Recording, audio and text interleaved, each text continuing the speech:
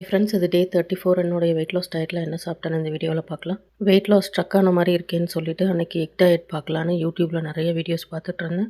Egg டயட்டில் இருக்கவங்க பார்த்தீங்கன்னா 3 டேஸில் 3 கேஜிஸ் குறைஞ்சேன், 10 டேஸில் 10 கேஜிஸ் குறைஞ்சேன் அப்படின்னு சொல்லி நிறைய பேர் வீடியோ போட்டிருந்தாங்க. ரொம்ப ப்ராமிசிங்காக இருந்ததுனால சரியா நம்மளும் ட்ரை பண்ணி பார்க்கக்கூடாதுன்னு அன்றைக்கி எக்கு வந்து பாயில் பண்ணி வச்சுருந்தேன். அன்றைக்கி எக் டயட் தான் இருக்க போகிறேன்னு முந்தின நாள் நைட்டே நான் பிளான் பண்ணதுனால அன்றைக்கி காலையில் வெயிட் லாஸ் ட்ரிங்க் எதுவும் நான் குடிக்கலங்க.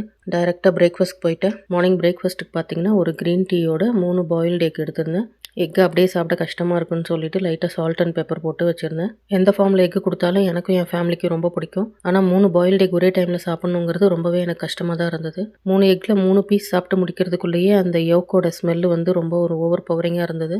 எப்படியாச்சும் வெயிட்டை குறைச்சாகணும்னு சொல்லி கஷ்டப்பட்டு சாப்பிட்டு முடிச்சிட்டேன் 3 எக்கையும். அதுக்கு மேலே லஞ்சுக்கும் 3 எக்கு எடுத்துக்கணும்னு நினைக்கும் போதே எனக்கு வாமிட் வர மாதிரி இருந்தது. அதுவும் இல்லாமல் வீட்டில் எல்லாருக்கும் அன்றைக்கி சிக்கன் பிரியாணி செஞ்சுருந்தேன். மதியம் லஞ்ச் டைம் போலலாம் எக் டயட்டாச்சும் ஒன்றாச்சும் அது அப்புறம் பார்த்துக்கலாம் அப்படின்னு சொல்லிட்டு தட்டில் பிரியாணியை போட்டு ரைத்தாவை வச்சு சாப்பிட ஆரம்பிச்சிட்டாங்க. யூஸ்வலாக எந்த பிரியாணியாக இருந்தாலும் வெஜ் ஆர் நான்வெஜ் பிரியாணி எல்லாத்துக்குமே பாயில்டு எக் வச்சு தான் நான் சாப்பிடுவேன். ஆனால் காலையிலே எக்கு மூஞ்சில் அடிச்ச மாதிரி இருந்ததா, அதனால நான் வந்து அன்றைக்கி பிரியாணி மட்டும் சாப்பிட்டுக்கிட்டாங்க. இந்த எக் டயட்டெல்லாம் ஃபாலோ பண்ணி வெயிட் லூஸ் பண்ணவங்களாம் தெய்வம் தாங்க. எப்படி தான் ஒரு நாளைக்கு 6 முட்டையை சாப்பிட முடியுதோ அப்படிங்கிற மாதிரி நினச்சிக்கிட்டு நான் அடுத்து நைட்டு டின்னருக்கு பார்த்தீங்கன்னா 2 சப்பாத்தி வச்சுக்கிட்டு அதோட சைட் டிஷ்ஷை உருளைக்கிழங்கு அண்ட் பீஸ் குருமா எடுத்துக்கிட்டேன். அன்றைக்கிட்டே எனக்கு அப்படி தாங்க வித்தியாசமாக போச்சு. இன்னொரு வீடியோவில் மீட் பண்ணுறேன். பாய்.